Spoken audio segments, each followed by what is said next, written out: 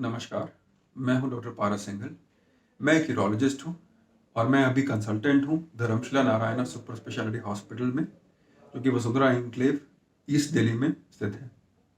मैं आज आपसे प्रोस्टेट और बीपीएच के बारे में बात करूंगा।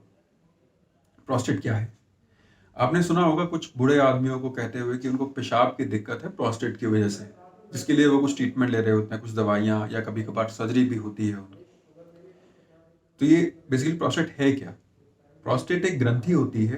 ग्रंथि अर्थात एक ऑर्गन है शरीर का जो कुछ इंपॉर्टेंट सिक्रीशंस बनाता है। ये होता है करीब नींबू या एक छोटे अखरोट के आकार का, जो कि हमारे पेशाब के रास्ते में होता है। ये पेशाब की थैली के जस्ट नीचे होता है और पेशाब का रास्ता इसके अंदर से होता हुआ जाता है। इसी वजह से जब ये साइज में बढ़ता है तो ये पेशाब के रास्ते में दबाव डालता है, जिसकी वजह से पेशाब में दिक्कतें आती हैं। इसका काम क्या है शरीर में? प्रोस्टेट, जैसे मैंने बताया, ग्रंथि है जिसके सिक्रीशंस जो हैं वीर्य में आते हैं। तो ये शुक्राणुओं की सेहत के लिए ज़रूरी होते हैं, इसलिए ये इंसानी आदमी के शरीर का एक इम्पॉर्टेंट रिप्रोडक्टिव ऑर्गन है। ये क्यों बढ़ता है? प्रोस्टेट जो है वो टेस्टोस्टेरोन नामक रसायन से रिस्पॉन्ड करता है। टेस्टोस्टेरोन जो आदमियों के अंदर होता है, इसकी वजह से प्रोस्टेट का ग्रोथ होता है। बट ये सब में नहीं होता है। करीब 50% आदमियों में प्रोस्टेट उम्र के साथ बढ़ता है।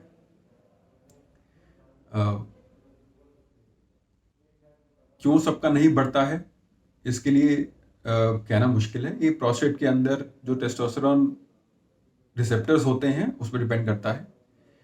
तो नॉर्मली ये फैमिलियल होता है, अर्थात अगर किसी के पिता या दादा में प्रोस्टेट की दिक्कत रही हो तो उसके अंदर ये दिक्कत होने की ज़्यादा संभावना है। उसका प्रोस्टेट उम्र के साथ बढ़ने की ज़्यादा संभावना है।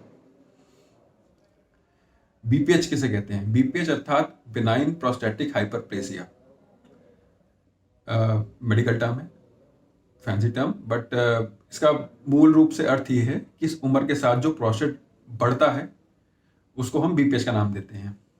और उसकी वजह से जो सिम्टम्स आते हैं, जो दिक्कतें आती हैं, उसको हम लो यूरिनरी ट्रैक्ट सिम्टम्स कह के संबोधित करते हैं, या लट्स LUTS कह के संबोधित करते हैं। तो ये क्या दिक्कतें हैं, कैसे आपको पता चल सकता है कि आपको प्रोस्टेट की प्रॉब्लम है? जो दिक्कतें होती हैं वो जैसा मैंने बताया, एक तो पेशाब के रास्ते में होने की वजह से, जैसे ही साइज में बढ़ता है तो पेशाब के रास्ते पर दबाव डालता है, जिसकी वजह से ऑब्स्ट्रक्टिव सिम्टम्स होते हैं। ऑब्स्ट्रक्टिव सिम्टम्स अर्थात पुअर यूरिन फ्लो, पेशाब की धार कमज़ोर होना, पेशाब की धार दूर ना गिरना, पास में पैरों में गिर जाना, और पेशाब की धार नॉर्मली जितनी मोटी आनी चाहिए उस हिसाब से ना आना, थोड़ा पतला हो जाना पेशाब की धार का। दूसरा इंटरमिटेंसी, अर्थात पेशाब की धार टूटना, एक बारी में पूरी तरह से पेशाब ना हो पाना। तीसरा नीड फॉर स्ट्रेनिंग, अर्थात पेशाब के लिए जोर लगाने की जरूरत पड़ना।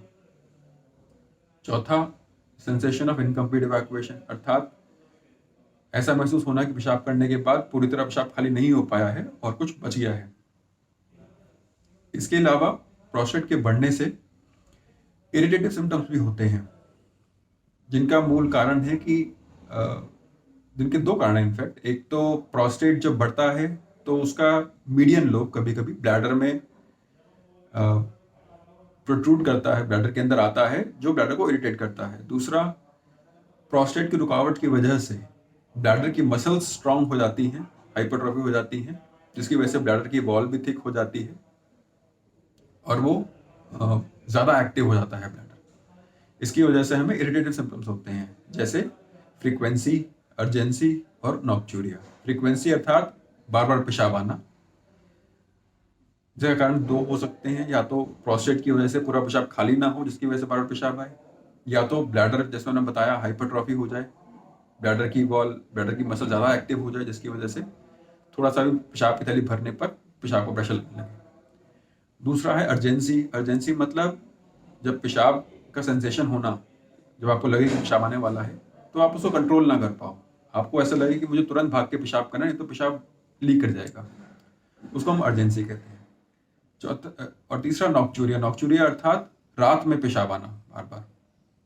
उम्र के साथ थोड़ा पेशाब में फ़र्क पड़ता है, रात में ज़्यादा पेशाब बनता है, तो हम एक्सपेक्ट करते हैं कि रात में 1 बार या 2 बार जो बूढ़े लोग होते हैं, 60 साल के ऊपर लोग होते हैं, उनको उठना पड़े पेशाब के लिए। पर अगर ये इससे ज़्यादा हो तो इससे हम ज़्यादा दिक्कत वाली बात मानते हैं और ये प्रोस्टेट की वजह से हो सकता है। इसके अलावा प्रोस्टेट के कभी-कभार सिम्पटम्स इतने कम मिनिमल से लगते हैं कि आपको इनका अंदाज़ा नहीं होता और कॉम्प्लिकेशंस हो जाती हैं। कॉम्प्लिकेशंस क्या हो सकती हैं? एक कॉम्प्लिकेशन है हीमेचूरिया, पेशाब में खून आना। ये रेयर कॉम्प्लिकेशन है बट होता है, कभी-कभार इतना खून भी आता है कि अंदर खून के थक्के बन के पेशाब थक्कों के खून के क्लॉट्स की वजह से या थक्कों की वजह से रुक जाए।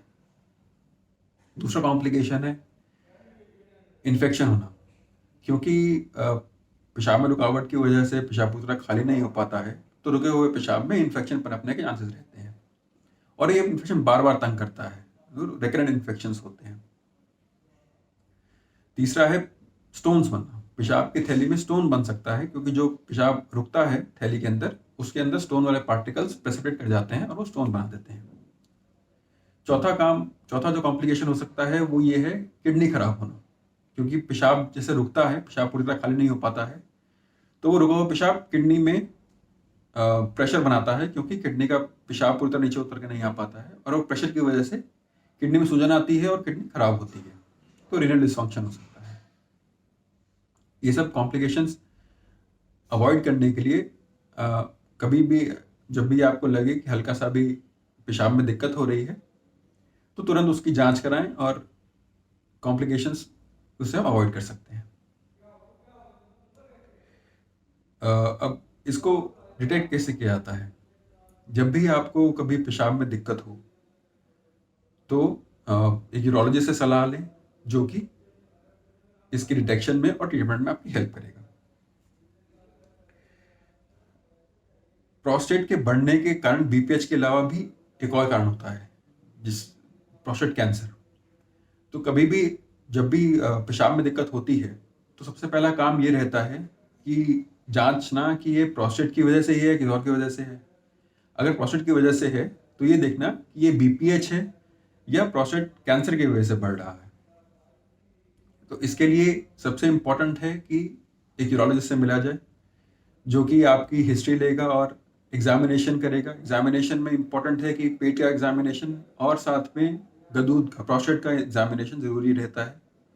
प्रोस्टेट का एग्जामिनेशन करने के लिए डिजिटल रेक्टल एग्जामिनेशन, DRE हम इसे टर्म यूज़ करते हैं, अर्थात लैटिन के रास्ते से एक उंगली द्वारा हम प्रोस्टेट की जांच करते हैं, ये देखने के लिए कि प्रोस्टेट की सरफेस कैसी है और प्रोस्टेट का साइज कैसा है, ये हम उंगली से जांच पाते हैं। इसके अलावा एक PSA का टेस्ट होता है, बेसिक टेस्ट, जो हमें अंदाज़ा दे सकता है कि प्रोस्टेट के साथ क्या दिक्कत है। BPH में नॉर्मली PSA ज़्यादा नहीं बढ़ता है, प्रोस्टेट कैंसर में PSA बढ़ जाता है। PSA के बढ़ने के और भी कारण होते हैं, बट वो आपका यूरोलॉजिस्ट आपसे कंसल्ट आपसे अच्छे से बात कर सकता है, बता सकता है।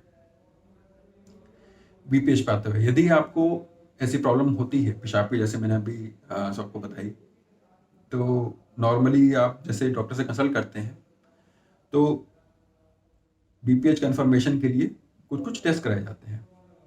इन टेस्ट में रहते हैं कुछ पेशाब की जांचें, अल्ट्रासाउंड, एक यूरोफ्लोमेट्री और ज़रूरत हो तो कुछ खून की जांच। पेशाब की जांच में ये देखना ज़रूरी रहता है कि एक तो शुगर टेस्ट पेशाब में कहीं, क्योंकि शुगर की वजह से पेशाब ज़्यादा बनता है, जिसकी वजह से ज़्यादा दिक्कतें हो सकती हैं। दूसरा, पेशाब में कोई खून तो नहीं आ रहा है या पेशाब में कोई इन्फेक्शन तो नहीं है, तो ये सब जांचने के लिए हम पेशाब की जांच कराते हैं। अल्ट्रासाउंड भी देखने के लिए कराया जाता है कि गदूद का साइज़ क्या है और पेशाब जो है वो पेशाब करने के बाद पूरी तरह खाली हो पा रहा है कि नहीं हो पा रहा है, पेशाब की थैली जो है वो पूरी खाली हो पा रही है, नहीं हो पा रही है। और तीसरा, किडनीज देखने के लिए कहीं किडनीज पर कोई बुरा असर तो नहीं पड़ रहा है। तीसरा यूरोफ्लोमेट्री। यूरोफ्लोमेट्री एक टेस्ट रहता है जिसमें आपको एक मशीन पे पेशाब करना होता है। जब अच्छा प्रेशर आए आपको, वो मशीन आपके पेशाब का फ्लो बता देती है। नॉर्मली जो नॉर्मल फ्लो रहता है बेल शेप कर्व रहता है, बट जब बीपीएच होता है या प्रोस्टेट दिक्कत होती है तो फ्लो थोड़ा फ्लैटन आउट हो जाता है, जो हम कर्व देख के बता सकते हैं कि बीपीएच की वजह से है। इसके अलावा मैंने बताया ब्लड टेस्ट। यदि हमें कुछ सस्पेशन हो कि किडनीज में कुछ असर पड़ रहा है तो हम ब्लड टेस्ट करवाते हैं, जिसमें किडनी फंक्शन टेस्ट, और ज़रूरत हो अगर इन्फेक्शन का शक हो तो एक सीबीसी करा के देख लिया जाता है कि काउंट्स वगैरह ठीक है कि नहीं। इन सब चीज़ों इन सब टेस्ट के बाद हम नॉर्मली ट्रीटमेंट डिसाइड करते हैं कि ट्रीटमेंट क्या किया जाए। बीपीएच के लिए काफ़ी ट्रीटमेंट्स हमारे पास। ट्रीटमेंट सबसे एक इम्पॉर्टेंट चीज़ है कि कोई ट्रीटमेंट करना भी है या नहीं करना है। तो ये आपके सिम्टम्स और टेस्ट की रिपोर्ट्स के बाद डिसाइड किया जाता है। अगर सिम्टम्स ज़्यादा नहीं हैं, किडनीज बिल्कुल ठीक हैं, पेशाब ज़्यादा नहीं रुक रहा है, इन्फेक्शन आपको बार बार नहीं हो रहा है, तो ऐसे केस में और आपका फ्लो ठीक है, अगर ज़्यादा ठीक नहीं भी है तो आपको लगता है कि बिल्कुल आपको ज़्यादा दिक्कत नहीं है, तो ऐसे केस में हम ज़रूरी नहीं है इसको ट्रीट करें। कुछ ना करें तो भी ठीक रहता है, हम इसको फॉलोअप में रख सकते हैं। 3 महीने या 6 महीने बाद रिव्यू कर सकते हैं कि आपको वाकई कुछ ट्रीटमेंट की ज़रूरत है कि नहीं है। यदि आपको सिम्टम्स ऐसे ही लगते हैं कि आप उनसे थोड़े ट्रबल में हैं, दुखी हैं, आप पूरी तरह संतुष्ट नहीं हैं आपकी पेशाब की सिम्टम से, तो ऐसे केस में हम ट्रीटमेंट जरूर इनिशिएट करते हैं। अगर सिर्फ फ्लो की दिक्कत हो, बाकी सब ठीक है, तो हम दवाइयों से पहले ट्रीटमेंट स्टार्ट करते हैं। दवाइयाँ अलग अलग तरह की होती हैं। मोस्टली आजकल दवाइयाँ सब दिन में एक बार खाने के लिए होती हैं, जो कि आपके लिए बहुत कन्वीनियंट होती हैं। अलग अलग तरह की दवाइयाँ आपके बाकी रोगों के अनुसार और आपकी एज और जनरल हेल्थ के अनुसार हम डिसाइड करते हैं कि कौन सी दवाएँ आपको सूट करेंगी। प्रोस्टेट के साइज़ के अनुसार भी देखा जाता है कि कौन कौन सी दवाइयाँ आपको सूट करेंगी। ज़रूरत पड़ने पे 1 या मल्टीपल 2 या 3 दवाइयाँ भी दी जा सकती हैं आपके सिम्टम्स के अनुसार। ये दवाइयाँ नॉर्मली लंबे समय खानी पड़ती हैं, क्योंकि इन दवाइयों का इफेक्ट जो होता है वो शॉर्ट लिव्ड होता है। एक बारी खाने के बाद अगर रोक देंगे तो दोबारा से वही सिम्टम्स शुरू होने की दिक्कत रहती है। प्लस इनका बहुत ज़्यादा साइड इफ़ेक्ट्स नहीं होते हैं, तो अगर शुरुआत में गोलियां स्टार्ट करने के बाद अगर आपको कुछ साइड इफ़ेक्ट्स नहीं दिखते हैं तो लॉन्ग टर्म में अनलाइकली है कि आपको कोई खास साइड इफ़ेक्ट होगा इन दवाइयों से। दवाइयाँ एक बहुत अच्छा तरीका है डिजीज़ मैनेज करने का, पर जैसे मैंने बताया कि इसमें कुछ कॉम्प्लिकेशंस हो सकते हैं। जैसे अगर आपको कुछ कॉम्प्लिकेशंस होते हैं, जैसे कि मैंने पहले बताया था, जैसे खून आना, बार बार इन्फेक्शन होना, या पथरी बनना, या किडनीज का डिसफंक्शन होना, ऐसे केसेस में, या फिर पेशाब एकदम रुक जाना कि पेशाब बिल्कुल ही नहीं निकल पाना, पेशाब की नलकी डालने की जरूरत पड़ना, ऐसे केसेस में फिर दवाइयों पर इतना रिलाय नहीं किया जा सकता है। हालांकि हम ट्रीटमेंट स्टार्ट कर सकते हैं दवाइयों के साथ, बट ये सब दिक्कतें वापस आने की बहुत ज़्यादा संभावना होती है, तो ऐसे केसेस में हम सर्जरी के लिए एडवाइस करते हैं। दूसरी चीज़, जब दवाइयाँ आप अगर कोई दवाई खा रहा है बीपीएच की और वो दवाइयाँ खाने के बावजूद भी पूरी तरह संतुष्ट नहीं है, तो हम ऐसे केसेस में सर्जरी की एडवाइस करते हैं। अब सर्जरी क्या हो सकती है? सर्जरी अलग अलग तरह की होती हैं। सर्जरी ओपन होती है या फिर एंडोस्कोपिक हो सकती है। आजकल सभी एंडोस्कोपिक सर्जरीज करते हैं। लेटेस्ट वही है जिसमें बिना चीरा, बिना काटे, बिना टाँके के सर्जरी हो जाती है। पेशाब के रास्ते से ही दूरबीन से देख के प्रोस्टेट का बड़ा हुआ हिस्सा निकाल दिया जाता है। बट कुछ केसेस में कुछ स्पेशल केसेस में आज भी ओपन सर्जरीज की जाती है, खासकर जब कोई बड़ा पत्थर पेशाब की थैली में हो प्रोस्टेट के साथ, या फिर बहुत ही बड़ा प्रोस्टेट हो जो कि एंडोस्कोपिक वे से करना मुश्किल हो या बहुत टाइम लगे जिसमें, तो ऐसे केसेस में ओपन सर्जरी भी की जाती है। मोस्टली मेरे ख्याल से पिछले काफ़ी समय में ओपन सर्जरी मैंने नहीं की है। पिछले 2-2.5 साल में मैं अगर कहूँ, जब से मैं यहाँ पर हूँ, मैंने कोई ओपन सर्जरी नहीं करी है। सारी सर्जरीज मैंने एंडोस्कोपिक ही करी हैं। एंडोस्कोपिक सर्जरीज भी अलग अलग तरह से होती हैं। 2 मेन तरीके हैं। एक तो हमारा इलेक्ट्रिक करंट से नॉर्मली जो रेगुलर तरीका है करने का, जिसको हम TURP बोलते हैं। TURP में पेशाब के रास्ते से दूरबीन द्वारा इलेक्ट्रिक करंट द्वारा प्रोस्टेट को एक तरह से छील के उसका सारा जो बढ़ा हुआ हिस्सा वो निकाल दिया जाता है। दूसरा है लेज़र प्रोस्टेक्टमी, लेज़र से के द्वारा प्रोस्टेट को निकालना। दोनों ही सर्जरीज रिजल्ट वाइज बराबर हैं। दोनों ही में